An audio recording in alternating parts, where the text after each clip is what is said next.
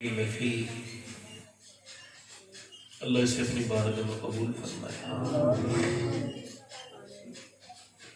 یہ محفل جو ہے وہ حضور کی سیرت کے عنوان سے، جو سرکار غوث الاعظم کے ذکر کے عنوان سے ایصال ثواب کے لیے جناب شاعر اسلام چھوٹے بھائی فرحان مرکاتی صاحب کے والد جناب افضال صاحب مرحوم، اللہ تبارک و تعالی ان کی مغفرت فرمائے اور فرحان بھائی کو اور ان کے تمام بھائیوں کو صبر عطا فرمائے۔ دیکھیے، میری جتنی بھی تعریف ہوئی ہے یہ تعریف کرنے والوں کا اپنا مزاج ہے، انہوں نے اپنے آپ سے کی ہے، میں اپنے آپ کو اس لائق نہیں سمجھتا کہ میری تعریف،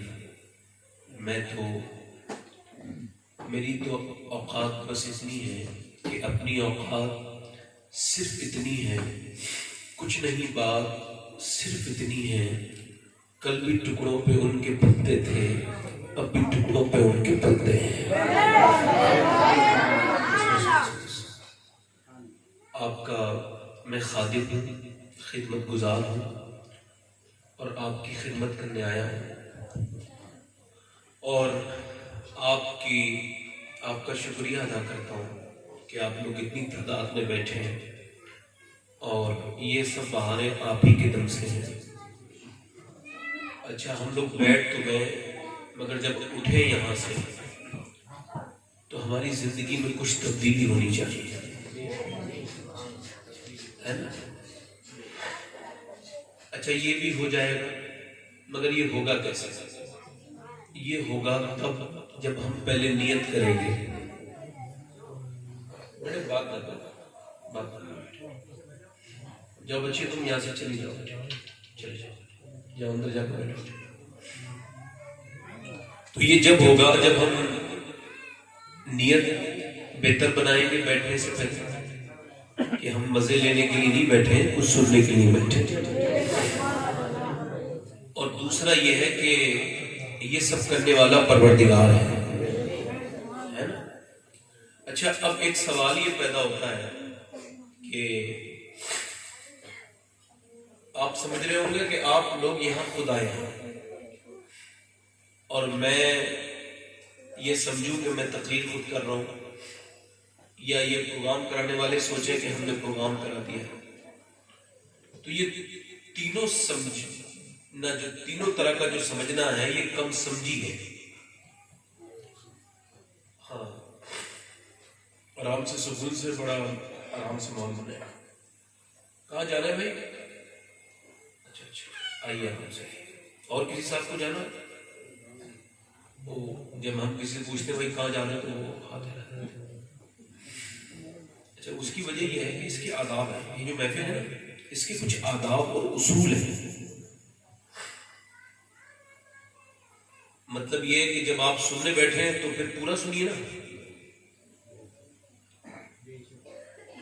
حاجات یا حاجت تو سب کو ہے بھائی۔ اچھا، کچھ لوگ یہاں بیٹھے ہوں گے، سوچ رہے ہوں گے یار ہمیں اپنے گھر جانا ہے تھوڑی دیر کے بعد، کچھ لوگ اٹھ کے چل دیتے ہیں۔ تو آپ کا خیال کیا ہے کہ آپ نے جانا ہے گھر؟ جانا ہے نہیں، گھر تو سب کو جانا ہے، مگر اصلی گھر لوگ سمجھ نہیں پاتے ہے کون سا۔ ابھی کچھ دنوں پہلے میں 20-25 دن کے بعد گھر لوٹ رہا تھا، تو راستے میں اکیلے تنہائی میں گاڑی چلا رہا تھا، تو اچانک جب آپ اکیلے ہوتے ہیں تو اکیلے نہیں ہوتے، بہت سے روحانی طاقتیں آپ کے ساتھ ہوتی ہیں۔ اگر آپ باوضو سفر کریں اور ذکر کرتے ہوئے سفر کریں تو آپ اکیلے کبھی نہیں ہوتے، اللہ کی رحمتیں آپ کے ساتھ ہوتی ہیں۔ تو چلتے چلتے وہ اچانک خیال آیا کہ 20 دن کے بعد یا 15 دن کے بعد گھر لوٹ رہا ہوں، گھر پہنچوں گا، بچوں سے ملوں گا، تو پھر اچانک خیال آیا کیا واقعی میں وہ تیرا گھر ہے؟ پھر ایک اور اندر سے زمین نے جواب دیا نہیں وہ تو میرا گھر نہیں ہے۔ تو پھر تیرا گھر کون سا ہے؟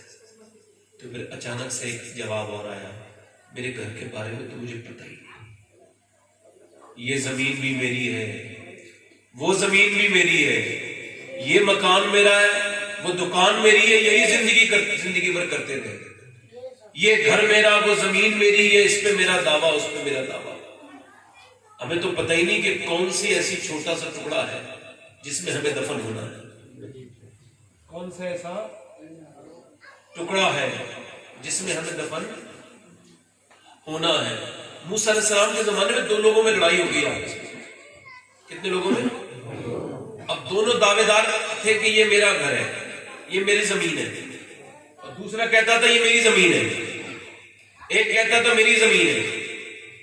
جھگڑا ہو گیا، جھوٹے کے پاس سچے سے زیادہ دلیلیں تھی، مسئلہ الجھ گیا، جھگڑے کی نوبت آئی تو لوگوں نے کہا جھگڑا نہ کرو، موسیٰ سے پوچھ لو، اللہ کے نبی ہے وہ بتا دیں کہ یہ زمین ہے کس کی۔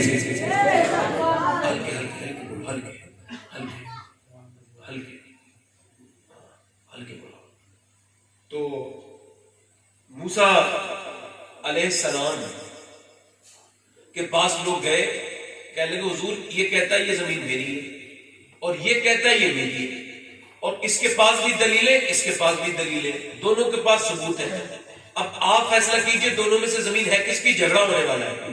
تو آپ نے فرمایا کہ لاؤ دونوں کو دونوں آگے۔ تو ایک آدمی الگ بہت زیادہ چالاک بن رہا تھا، اس نے الگ جا کے کہا موسیٰ علیہ السلام سے کہ آپ ایسا ہے دونوں کی باتیں الگ الگ سن لیں، اب جو آپ کو پتہ الگ الگ بات سنیں گے تو پتہ چل جائے گا کس کی زمین۔ تو آپ نے فرمایا مجھے کہ ضرورت پڑی الگ لے جانے کی، میں کیوں ان لوگوں سے پوچھوں، اس میں سے ایک تو ضرور جھوٹ بول رہا ہے، تو میں ان سے نہیں پوچھتا، میں تو زمین سے ہی پوچھ لوں گا کہ وہ ہے کس کی۔ موسیٰ گئے، یار جن زمینوں کے لیے قتل ہوتے ہیں، جن زمینوں کے لیے انسان کی جانیں جاتی ہیں، وہ زمین جسے اپنی سمجھ بیٹھے ہیں آپ، ذرا ذرا سی مینڈے اور ڈول کاٹنے کے چکر میں قتل ہو جاتے ہیں، وہ زمینیں کس کی ہے سنو، وہ کہنے لگا یہ میری ہے، وہ کہنے لگا یہ میری ہے، دونوں میں جھگڑا۔ موسیٰ علیہ السلام بولے چلو میں زمین سے پوچھ لیتا ہوں، بولے اے زمین تو کس کی ہے؟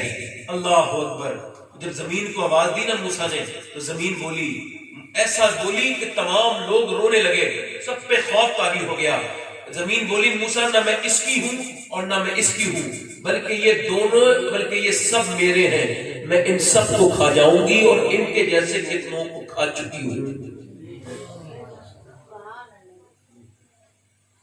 اے زمین میری ہے، کس کی زمین، کس کا مکان؟ کہ جن کا انتقال ہوا ہے وہ مکان اور زمین والے نہیں تھے؟ اچھا آپ تو میں کیا کہہ رہا تھا کہ آپ کو گھر تو نہیں جانا، میں کیا کہہ رہا تھا کہ آپ اگر یہ سمجھ رہے ہو کہ آپ خود سے یہاں بیٹھے ہیں تو آپ غلط سمجھ رہے ہیں۔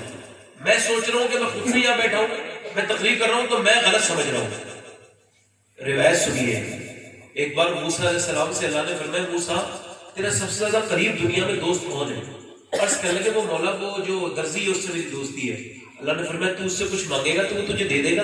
عرض کی جب دے تو دے گا، جب پھر اس سے سوئی مانگ لینا۔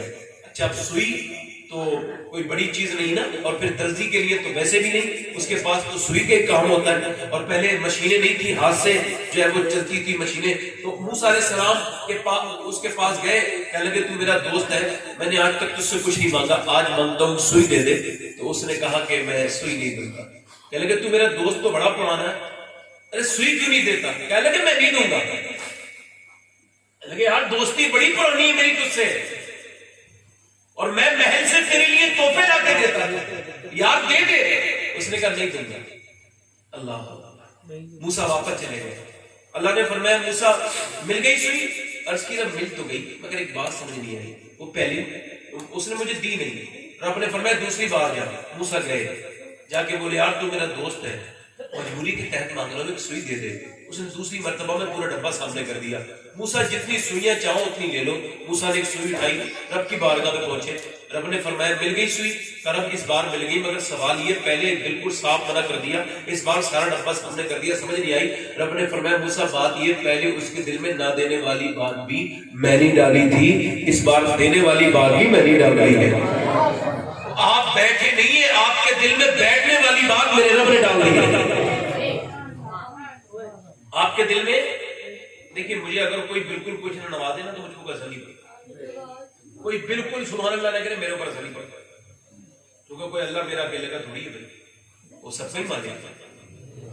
جب آپ اللہ کو پاک کہتے ہیں تو اس کا نتیجہ یہ ہوتا ہے کہ آپ کی زندگی میں پاکیزگی پیدا ہوتی ہے.